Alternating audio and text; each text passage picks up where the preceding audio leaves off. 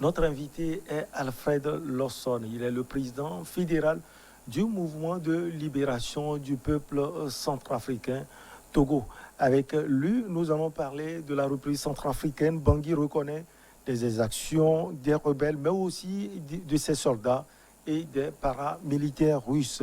Bonjour Alfred Lawson, vous allez bien? Bonjour Michel Takba, je rends grâce pour la vie de ce jour. C'est un plaisir pour nous de vous avoir.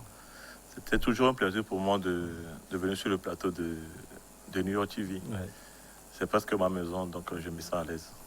Allez, en République centrafricaine, la commission d'enquête spéciale mise en place en mai suite aux nombreux rapports documentant les exactions commises par les rebelles, l'armée et les paramilitaires russes vient de rendre ses conclusions. Dans un rapport de synthèse de quelques pages, les enquêteurs imputent la majorité des actions aux rebelles, mais reconnaissent aussi, et c'est une première, la responsabilité des soldats FACA ainsi que des paramilitaires russes qui combattent à leur côté. Vous avez lu le rapport, comment vous le voyez, M. Alfred Lawson? Ben, cher ami, c'est un rapport que, tout d'abord, je voudrais leur dire merci d'avoir fait un pas, pour ne pas dire un demi-pas, vers la reconnaissance de ce rapport. Parce que ce rapport, il y a eu des rapports antérieurs, le rapport des Nations Unies, qui avaient déjà trouvé des responsabilités des FACA, des rebelles et des paramilitaires russes. Mais le porte-parole de la présidence avait balayé tout cela du revers de la main en disant que c'était une campagne de désinformation et d'inciter des gens à avoir des sensations, des sentiments à l'encontre du pouvoir de Bangui. Mais ce qui est paradoxal par rapport à la position de Bangui, c'est que c'est par rapport à ce rapport que, bien que la Cour constitutionnelle ayant reconnu la victoire du candidat Mekassoua, c'est Karim Mekassoua, c'est le président d'un des partis de l'opposition, comme étant député de sa circonscription du 5e arrondissement de Bangui. Et la décision de la Cour d'appel, qui est censée être une décision qui n'est plus sous étude d'appel. Mais c'est grâce à ce rapport qu'ils ont fustigé que le député du MCU, ou bien le candidat du MCU, a introduit un recours, ce qui ne s'est jamais passé par ailleurs, et Karim Mekassoua a été destitué. Donc eux-mêmes, ils ont compris qu'ils ne peuvent pas utiliser ce rapport contre Karim Mekassoua, mais rejeter le même rapport. C'est pourquoi que nous avons eu ce que vous venez de citer comme étant une mission d'enquête pour pouvoir situer les responsabilités des uns et des autres. Mais avant de pouvoir parler exactement de ce rapport, moi j'ai lu le rapport, mais je vois que il y a beaucoup de choses qui manquent à ce rapport. Et comme quoi, Alfred? Si on veut vraiment parler de ce rapport, vous voyez, la République centrafricaine ne reconnaît pas travailler avec des mercenaires. Ouais. La République centrafricaine dit clairement qu'il travaille avec des instructeurs russes. Mais en Russie, on nous fait comprendre que les instructeurs russes ne participent pas au combat. Mais le groupe Wagner, les Russes se sont bien démarqués du groupe Wagner, en disant que les autorités de la Fédération de Russie ont indiqué que leur législation ne prévoit pas la création des sociétés militaires ou paramilitaires, et que si des gens sont, comment appelle-t-on, assimilés au mercenariat, ils seront réprimés par le code pénal. Donc, vous voyez que déjà, il y a un problème. Il y a une confusion entre ce que les autorités disent et le contenu du rapport. Maintenant, si vous lisez le rapport, je pense que c'est au point 2 du rapport, qui dit que des gens ont été identifiés et qui sont jugés actuellement par la cour martiale. Personne n'est au courant de ces personnes-là. Les gens n'ont pas été clairement identifiés. Mais si vous voyez encore dans ce rapport, on nous fait comprendre que ces paramilitaires russes, entre griffes, parce que Moi, je ne trouve pas que ce sont des Russes, hein, parce que ce sont des mercenaires qui sont là et qui viennent de plusieurs pays. Vous allez voir des Tchétchènes, des Russes, des Yougoslaves, tous ceux qui sont prêts à mettre leurs compétences militaires pour de l'argent. Donc, on nous fait comprendre que ces personnes-là sont rappelées dans leur pays et qui seront jugées. C'est ça déjà long sur ce que les victimes centrafricains vont s'attendre, parce qu'il n'y aura pas de justice. Du moment où nous avons une cour pénale spéciale qui a été mise en place à Bangui, mais pourquoi ne pas garder ces personnes-là à Bangui et les juger devant la cour pénale spéciale? Donc, je pense pour ma part qu'il y a trop de non-dits dans ce rapport. On va justement parler de ce groupe Wagner et de ces paramilitaires russes qui ont, comme le rapport le dit, ont fait un certain nombre d'actions en République centrafricaine, puisque le cas est également aujourd'hui au Mali, les discussions sont en cours. Quelle est votre position personnelle et la position du MLPC? Le MLPC est un parti qui prône la stabilité. Et si vous voyez les sorties du premier responsable du MLPC, le camarade président Martin Zikele, il a toujours demandé à ce qu'on puisse frapper ces rebelles. Il n'a jamais été contre à ce que ces rebelles soient frappés. Mais c'est de la manière de frapper qui pose problème. Vous savez, nous sommes dans un pays où, c'est pas parce qu'on a froid que quand nous voyons des braises, qu'on puisse se jeter dans la braise pour pouvoir avoir chaud. On risque de se brûler. Je pense que c'est le cas actuellement. Les paramilitaires russes que nous avons pratiquement près de 800 ou bien 700 instructeurs selon ce que Bangui dit.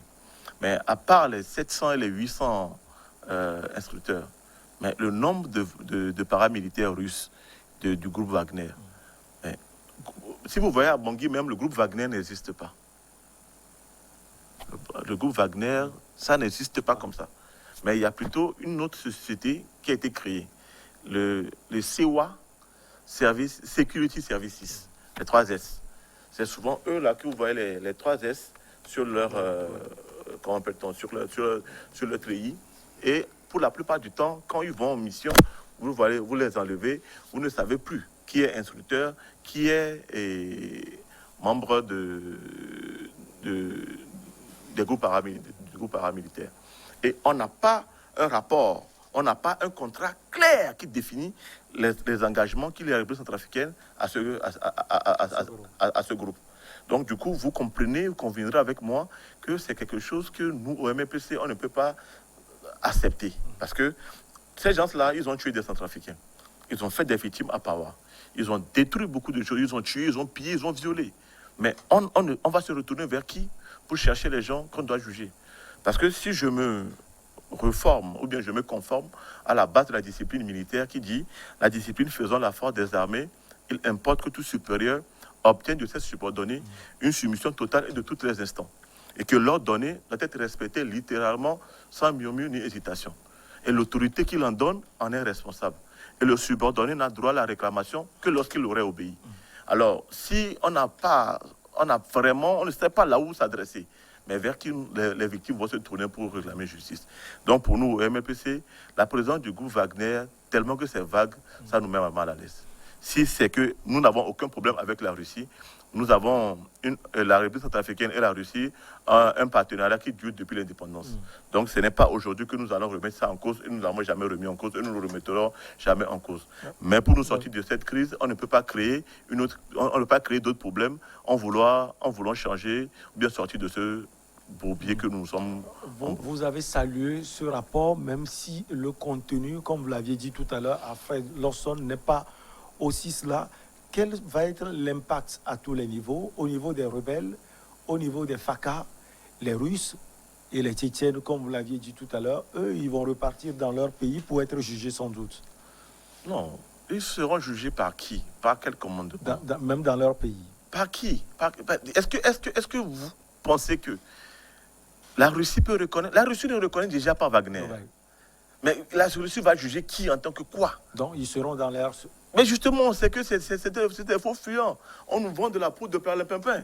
pour nous dire que ces personnes-là, moi j'aurais voulu qu'on voit du concret, qu'on nous fasse comprendre que ces personnes-là qui ont commis telle exaction sont jugées devant la Cour spéciale à Bangui, devant des juridictions centrafricaines, pour que nous soyons que nous soyons témoins de ce qui se passe exactement.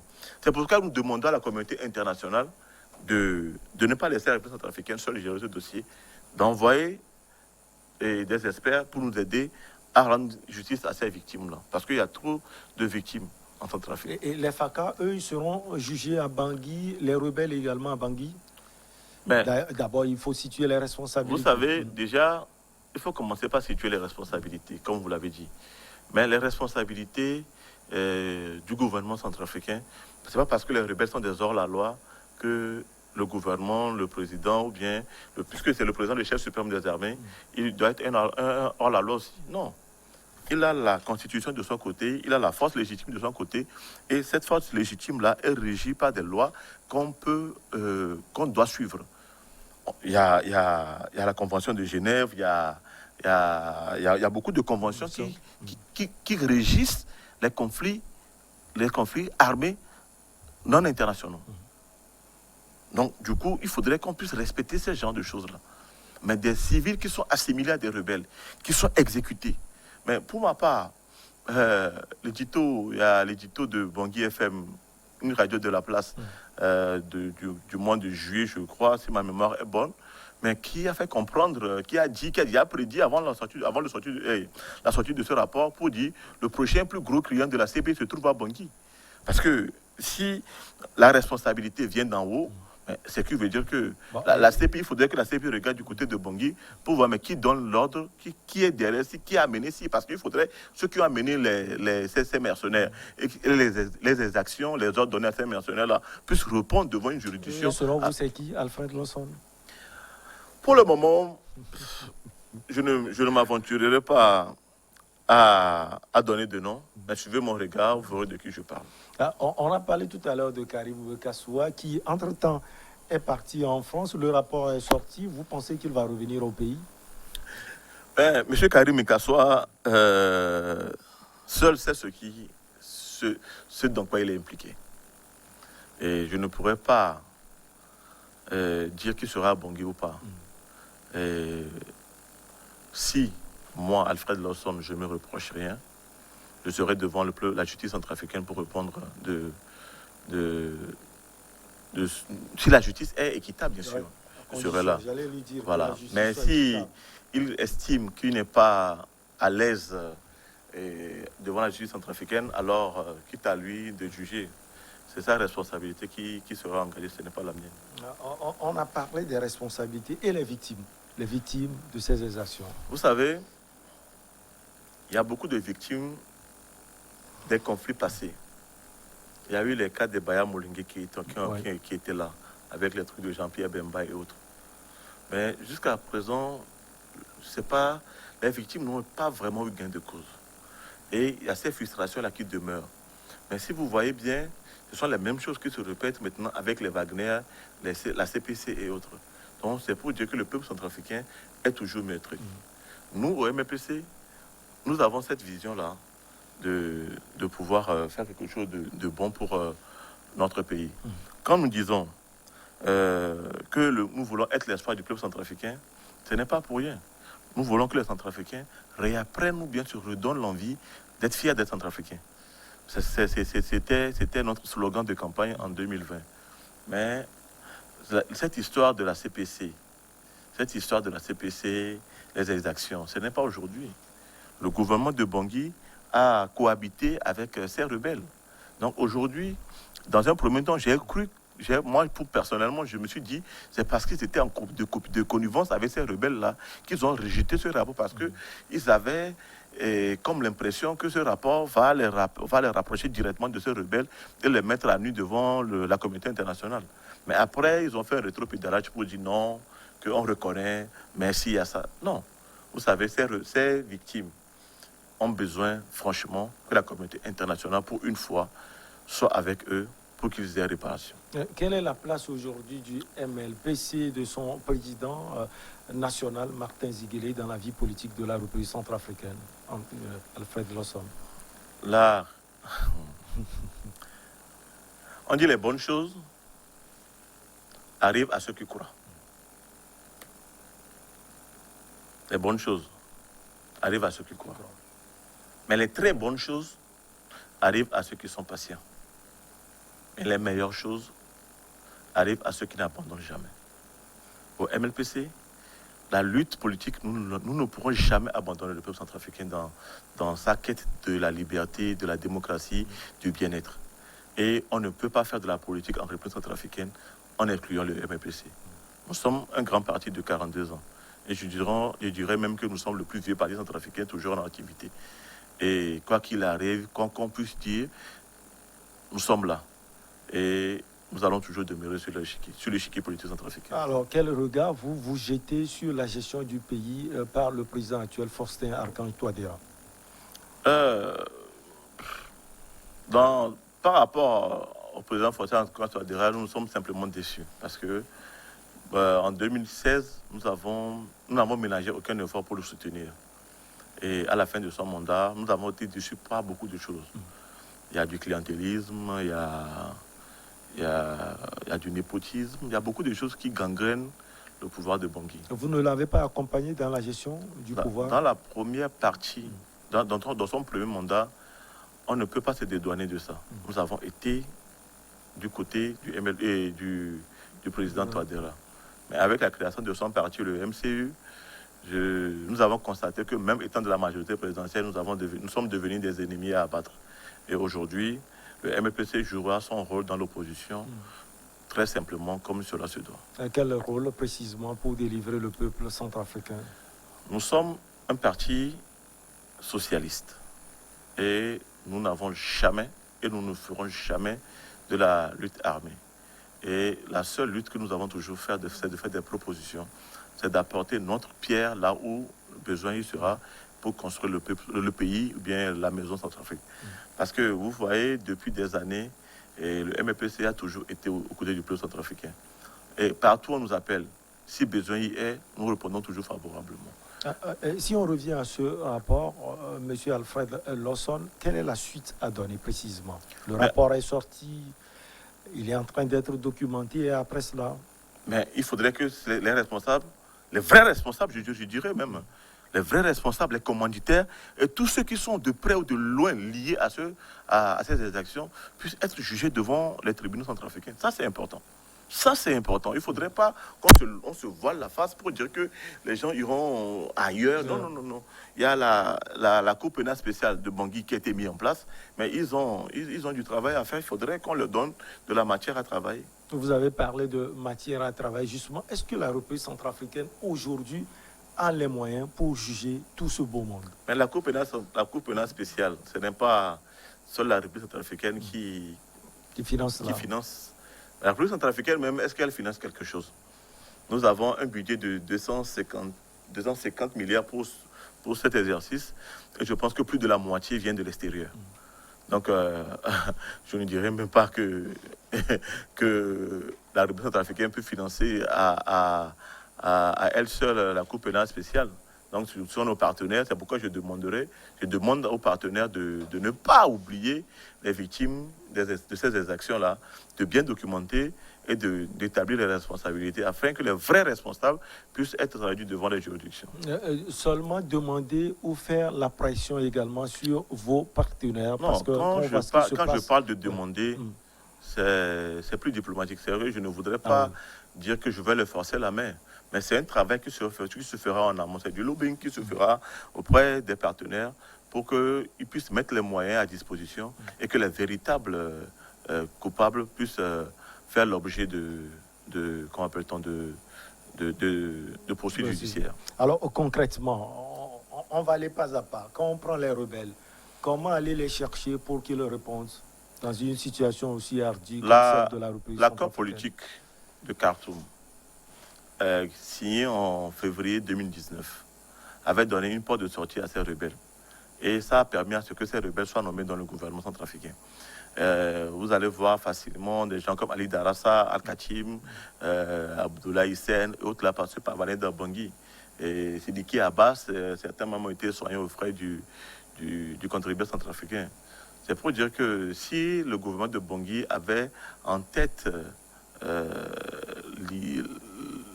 cette histoire de ramener définitivement la paix, mais on avait donné 90 jours à ces personnes de déposer les armes. Mais plus d'un an après, ils étaient toujours dans Bangui. Ils se logeaient à l'hôtel Ledger, ils allaient, ils venaient, mais il n'y avait rien.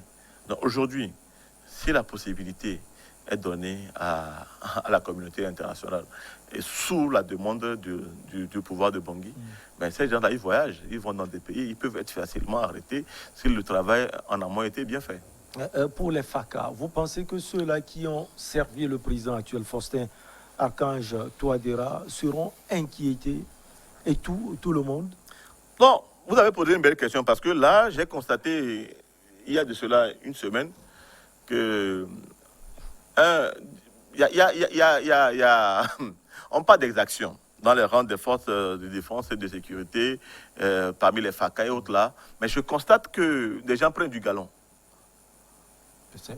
Il y a un général, je ne citerai pas son nom, je l'ai connu en 2016, il était général de brigade. Et quand il était même général de brigade, il y avait ces promotionnaires qui n'étaient même pas encore arrivés au grade de colonel plein. Et lui était déjà général de brigade en 2016. De 2016 à 2020, il est général de division. Maintenant, de 2020, c'est-à-dire fin 2020 à septembre 2021, il est général de corps d'armée. Donc, ce qui veut dire que les gens sont promus pour service rendu. Ouais. Donc, du coup, si on arrive à faire la promotion de ceux qui ont fait, entre griffes, du bon boulot, mais pourquoi ne pas sortir les brebis galeux et de les remettre à la justice pour dire, mais quand vous faites bien, vous serez récompensé, quand vous faites mal, vous serez jugé. Alfred Lossod, on voit aujourd'hui que la République centrafricaine se démarque complètement de la politique de la France et est plus rattachée à la Russie. Comment vous voyez cela? Quand vous dites qu'elle est démarquée de la France, c'est complètement fait. Ouais. C'est de l'utopie. L'utopie selon vous. Hein. C'est de l'utopie. C'est de l'utopie. Mais nous avons des fonds français qui nous permettent de payer des salaires à Bangui.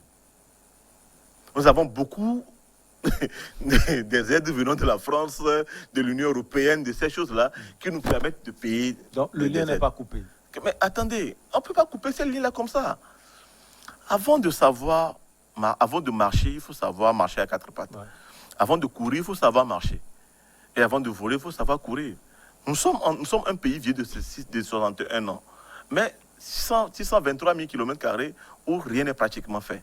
Vous pensez qu'on va se décider du jour au lendemain pour dire on coupe les ailes que les gens, même si ces gens, entre griffes, nous ont mis dans des situations que nous-mêmes nous qualifions de déplorables, on ne peut pas se lever du jour au lendemain, couper des choses comme ça.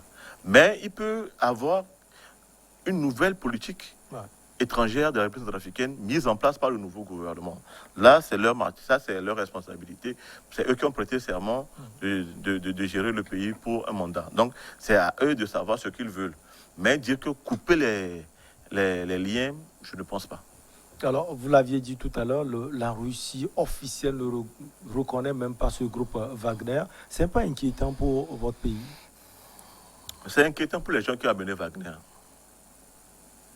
C'est inquiétant pour les gens qui ont amené Wagner, c'est inquiétant pour les gens qui ont donné des concessions minières à Wagner, c'est inquiétant pour les gens qui ont signé des contrats où Wagner perçoit banalement plus de 3 milliards de francs CFA par mois pour ce qu'il fait comme travail. C'est inquiétant pour les gens qui sont membres ou bien partenaires de COA, Security Services, ou bien je ne sais pas quel, parce que le nom, ça me donne des mots de tête, je n'arrive pas à le garder en tête. C'est pour ces gens-là que c'est inquiétant. Mais, comme vous le savez, l'État, c'est une continuité. Tôt ou tard, celui qui viendra au pouvoir après va toujours hériter de ces dossiers. Mais c'est pour ça qu'il faut déjà commencer par dénoncer. Et s'il y a des corrections à faire, qu'il le fasse maintenant. Alors, le MPC se prépare sans doute pour les prochaines élections présidentielles. Martin Ziguéré va prendre le pouvoir. Je vous ai dit que les meilleures choses arrivent à ceux qui n'abandonnent pas. Et nous, au MPC, on n'abandonnera pas. On n'abandonnera pas. Alors vous-même, votre lien, j'ai envie de le savoir, particulier avec la République centrafricaine. Vous vous appelez Alfred Lawson. Vous êtes le président fédéral du MLPC. C'est difficile à comprendre, monsieur Lawson. Non, mais vous savez, je suis centrafricain. Je suis centrafricain. Je suis né à Bangui, j'ai grandi à Bangui. Il y a mon père qui est né à Bangui, il a grandi à Bangui. Il y a mon grand-père qui est mort à Bangui. Il est enterré à Bangui. Il y a toute la famille qui est toujours à Bangui. Je suis centrafricain. Il n'y a rien à comprendre, je suis centrafricain.